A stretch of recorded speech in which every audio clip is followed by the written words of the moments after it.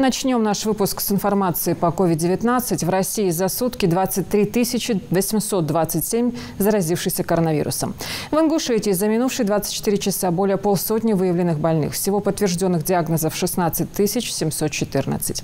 На сегодняшний день госпитализировано 255 человек, выздоровели 15 892.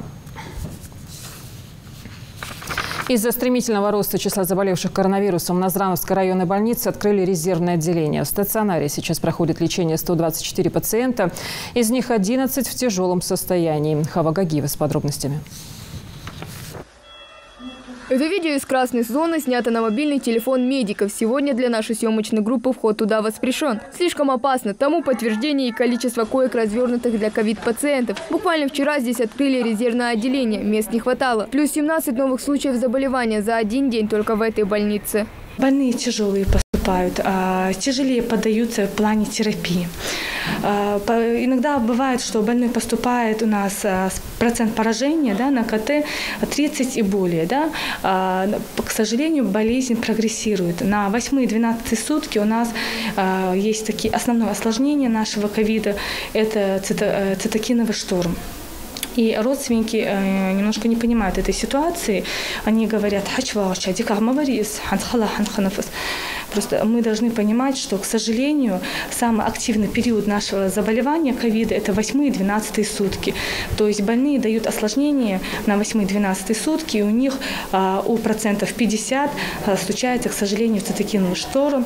У них появляется, резко падает сатурация, и мы их переводим на кислород. Если раньше в тяжелом состоянии были пациенты старше 60 лет, то сейчас вирус никого не жалеет. Всего в стационаре лечения проходит 124 пациента, из них 11 в тяжелом состоянии. Осложняется ситуация появлением в России новых штаммов ковида британского и индийского. Последний отличается тем, что поражает желудочно-кишечный тракт. Медики предупреждают, при любом недомогании лучше сразу обратиться к участковому врачу. Проблема в том, что многие больные поздно обращаются. Во-первых, есть амбулаторная сеть. КТ-1 – это амбулаторная сеть, должна наблюдать этих больных. Необходим строгий контроль анализов. В первую очередь это С-реактивный белок, интерлейкин-6, додимер, прокальцитонин, там свой перечень. То есть больные не обращаются вовремя к участковой сети, и пропускают этот момент. Есть определенные препараты, в зависимости от стадии заболевания, их вовремя нужно назначить. Если больной не обратился, к сожалению, потом бывает уже поздно. Поэтому большая просьба: если появилась температура, если температура держится 2, 3, 4, 5 дней, то бейте, пожалуйста, тревогу. Именно это и становится основным фактором резкого ухудшения состояния. Несвоевременное обращение к медикам может привести к летальному исходу. А ведь больницы и амбулатории обеспечены всем необходимым. Это подтвердил региональный министр здравоохранения Рукият Ташхоева на совещании с главой Ингушетии.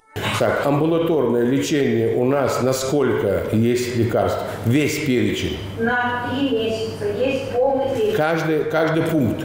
Сколько перечней их лекарств? Там по схеме по несколько препаратов. По 2, по 3 препарата. То есть у нас все они есть, и они у нас на 2-3 месяца есть? Есть.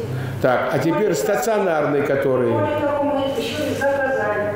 В прошлом году на закупку таких лекарств регионам страны выделили около 8 миллиардов рублей, более 2,5 миллиардов в январе этого года. Средства позволят обеспечить препаратами до 350 тысяч больных. Но рассчитывать на одни медикаменты не стоит. Каждый должен понять: единственный способ избежать заражения – соблюдать все ограничительные меры и пройти вакцинацию.